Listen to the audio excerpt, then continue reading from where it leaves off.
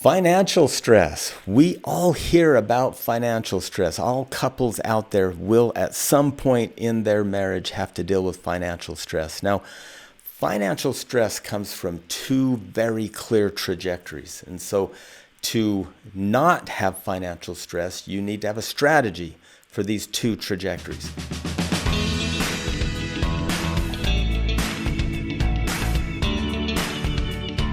Trajectory number one is money means different things to different people.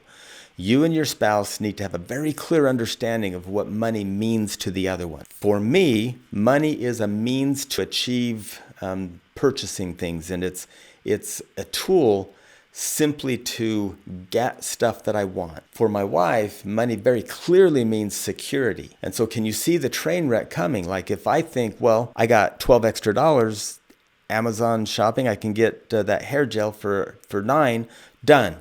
Because it's a tool. My wife would see that as, well, why didn't you put that in the bank to save towards our medical bills and to save towards potential disasters? And I go, well, it's only $12. Who cares?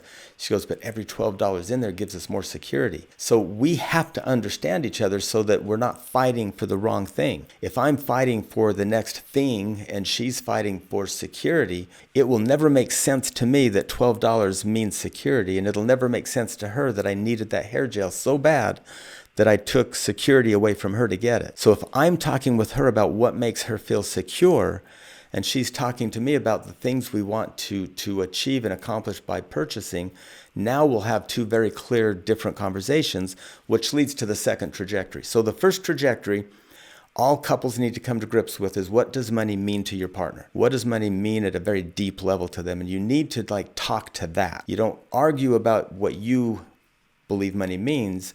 You make room in your marriage for both of your meaning. You don't try to change each other either. You make room for it. How you make room for it is budgeting.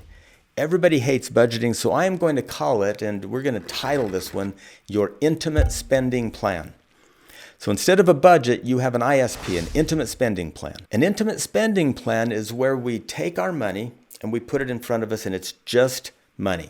It doesn't mean love. It doesn't mean hate. It doesn't mean anything other than it is a specific dollar amount, and it's fixed. If it's $3,000, that's the income. If it's $3 million, that's the income. It's fixed and it's there and it's set. That one's not negotiable. You can't say you have 3 million if you only have 3,000. Then you plug in the things that you want and the security that you need, and you budget towards both. So we have a list of hard costs. That's our rent, house payment, electricity, food, and then you fund it to the level that you've earned, and then the leftover of the hard costs you put into security and stuff. You just fair with each other with that. I'd like to see through that lens of you both have different ways of looking at it, different meanings attached to it, and the trajectory of an intimate spending plan is where you take the money and give every dollar a home in the intimate spending plan. And if you give every dollar a home, your spouse, if it's like mine, money is security, she'll have security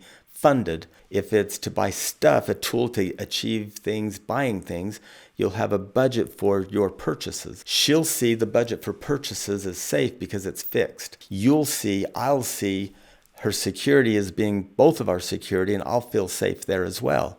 That's the only way to get along around money, is to know what it means and to have a spending plan together. Thank you so much for tuning into this.